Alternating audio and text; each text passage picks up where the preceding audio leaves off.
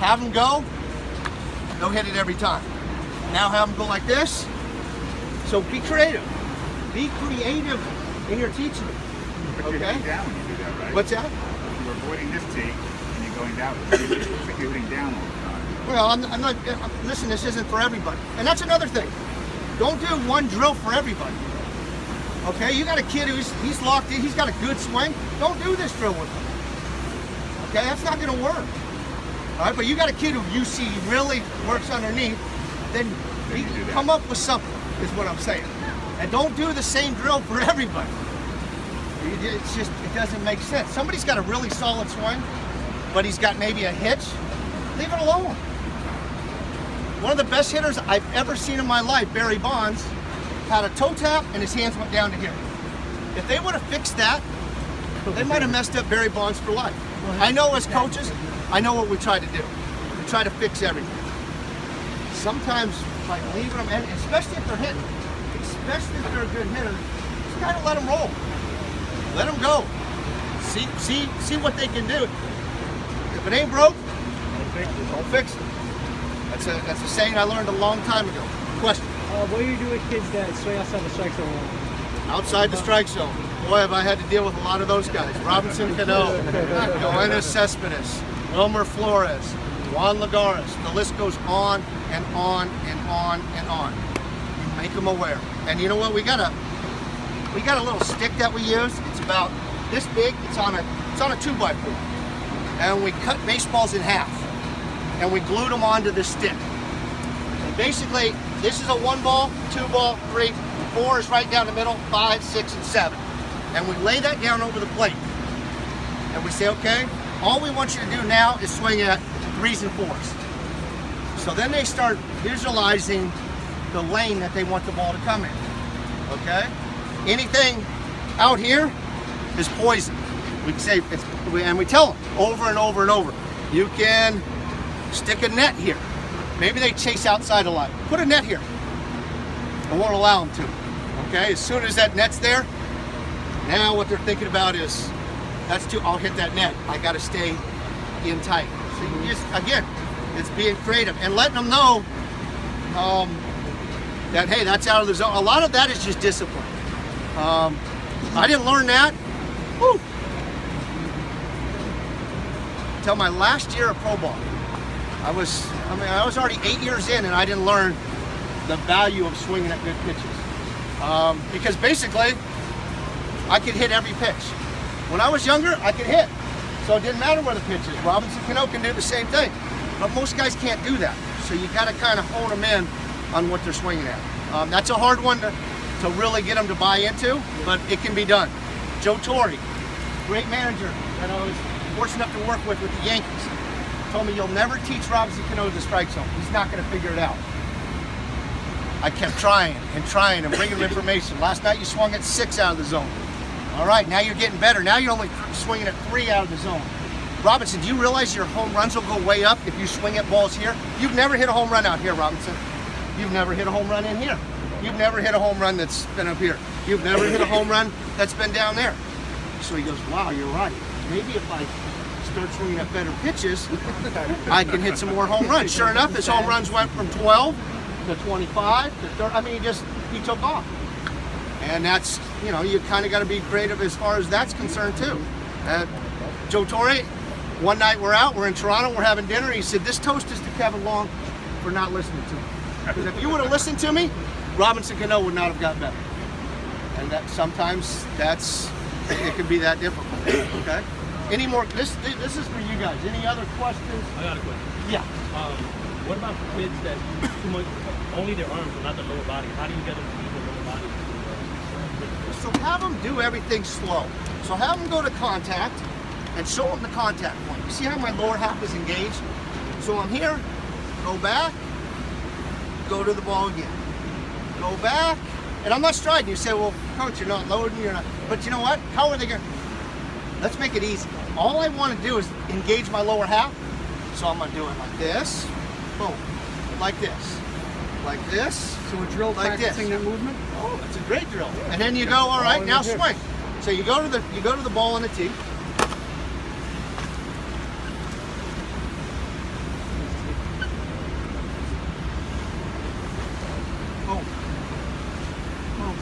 you say hit it, and they'll go boom, and the ball will take off, and they'll go, and you'll see this big smile on their face because they've never hit a ball that far, Right. because they've only used their hands. So that's where I'd start. When did they start striding? Or did that come natural to them? Or? A stride doesn't, a stride is just a mechanism basically to break inertia, to kind of get you into a hitting position. Some people have long strides, some people don't have a stride at all, some people go up and down. It's just like a load. Okay, how should everybody load? I don't know. I've been doing this 30 years. 30 years. I've never seen two loads that are identical. I've seen them similar, but not identical. They all do a little bit different. If I taught everybody to do a toe tap, or everybody to do a leg kick, or everybody to do no stride, I'd be an idiot. Because some people are more comfortable. Why do they do leg kicks, most guys? Because they can't stay back. So they do a leg kick to kind of hold. Yeah, we've tried. I tried with A-Rod to do no leg kick, to maybe go shorter. You can get him to go shorter. A-Rod did that, he really took off. Lucas Duda was here, now he's here. Yeah. So he's gotten a little bit shorter. Is it all right to do a leg kick, or are you saying don't do it at all, or No, a short one? listen, there might be some kid, he's really good, he has a leg kick. That's what I'd let him do what's natural first, and then if it needs to be fixed, then kind of make an adjustment for him. Neil Walker had struggled right-handed his whole career. Most home runs he'd ever hit in his whole career, right-handed, was 3. Last year he hit 7, and he had a tremendous year. All we did was we took away his toe tap. So right-handed, he just went here, up, and then went to the hit. All we did was take away one of his movements, and it helped out tremendously. Yeah. Can we get back to the colored rolls? What does that do? Basically, you say, well, are the kids picking up the baseball? You want them to pick up the baseball? Then you got to do some drills, colored ball drills. Okay? Hide it behind your glove, pick it up, throw it. There you hit the swing. Now, what we do is we'll take these balls, and I'll put a number 3 here, a 3 here, a 3 here, and 3 here. I can throw these to our players. They'll pick up the color, and they can pick up a number. Teach you to focus. Yeah, so they're really, and you know what? Some people focus too much on their mechanics. Sometimes you take away their mechanics, you just have them focus on the ball. Sometimes it makes a big difference. Okay? Yeah. How do you stop a kid from wiggling his bat? Well, you want them to have some type of rhythm. You don't want them to be dead still. There's some guys that are still, but this is a nice rhythm. This is a nice rhythm. You got to kind of come up with, this is a terrible rhythm. Yeah. This is not good. And they see, you know what they see? They see like a Gary Sheffield. Yeah. Or And they go, oh, man, that's how you hit. Listen, dude, that's Gary Sheffield. Let's let Gary Sheffield be Gary Sheffield. As much as you can, like a little backward C, okay? This is a C, this is a backward C. That's a perfect little rhythm. Okay, you don't want too much swaying in their lower half. You really want it just to be subtle movements, okay? Yeah. How do you stop a kid from, when the ball is coming inside, from like running away from it when you're straight? Yeah, I mean, the fear of the ball, and they said, I was talking to the hitting coaches with the Marlins. Giancarlo Stanton still has a fear. Yeah, after he got hit. You can see him. Yes. Even the ball he smashed to right yesterday, he was kind of leaking a little bit. He still got a little bit of fear of that ball. I mean, it happens even at the highest level. I mean, that's a tough one. I don't have the answer to that. I really don't.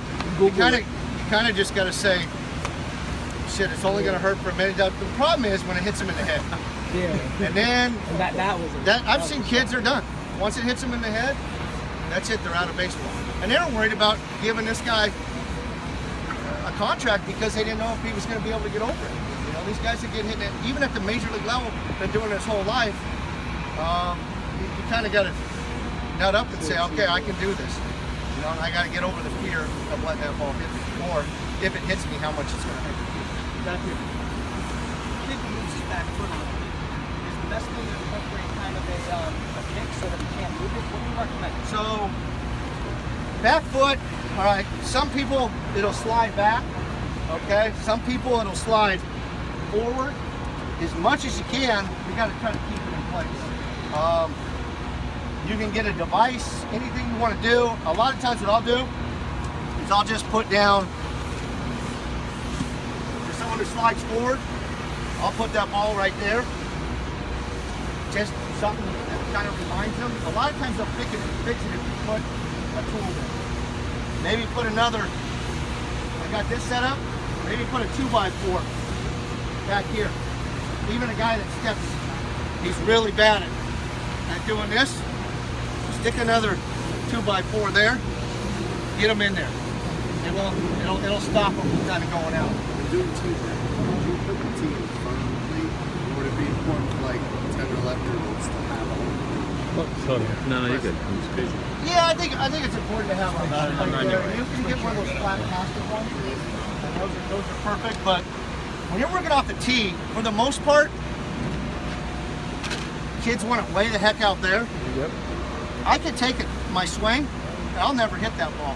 So what that's teaching me to do is go forward. I really don't want to do that.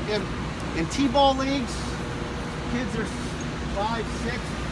If they're hitting it and that's how they're doing it, I'm all for it. Really, that front foot should be on the back of the tee. Here's how I do it. Okay, if the ball's in the middle, it's basically going to be where my front foot lands, and you can see I'm still tight. If the ball's away, I'm going to move it back just a little bit, and it's more like off my front knee. So now I hit it, and I'm behind it. The ball's going to go that way. In. It's going to be a couple inches out in front of my front foot. So I'm here, and you can go, well, where exactly is the spot? Kind of just go to contact, like I'm doing. I'm going to the contact point. Let's say I set it up here. I'll go to that contact point. I can't get to it. I'm just tied up. So I'd really have to move it out a little bit.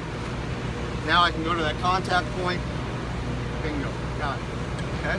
Yeah. What's the difference? Like Jeter would spray the ball in the right field. So what Jeter was really good at, 2 minutes. Jeter was really good at was everything staying in tight. He never let his hands get away from his body. Okay, he always kept in. So he'd say, well, how did he hit those balls the other way? He'd take this pitch and he'd literally spin his front foot, do this, you've seen it a million times, and he'd get the middle. And look how tight it is, and the ball would shoot that way. That's how he did it. He didn't do it by manipulating this way. It was more staying in tight and keeping the barrel, because Jeter had a flat barrel. He didn't work uphill, but that's how he did it. Couple more questions. Anything about the grip that Yeah, I'd go door knocking knuckles, get them in line. That's a guideline. Pointer fingers up, another way to do it. Okay? They're a little bit slanted, that's fine.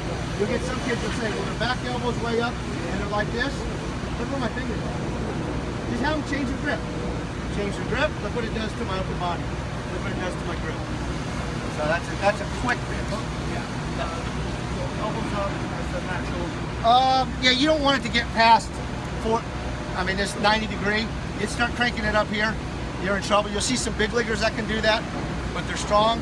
If I was, Jeremy Benitz. if I was teaching my kids, all right, I'd go about 45 degrees this way. like Tool Whiskey keeps it in? Yeah, there's a lot of guys that keep it in. There's some guys that crank it up there too.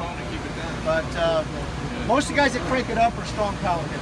Manny Ramirez, A-Rod.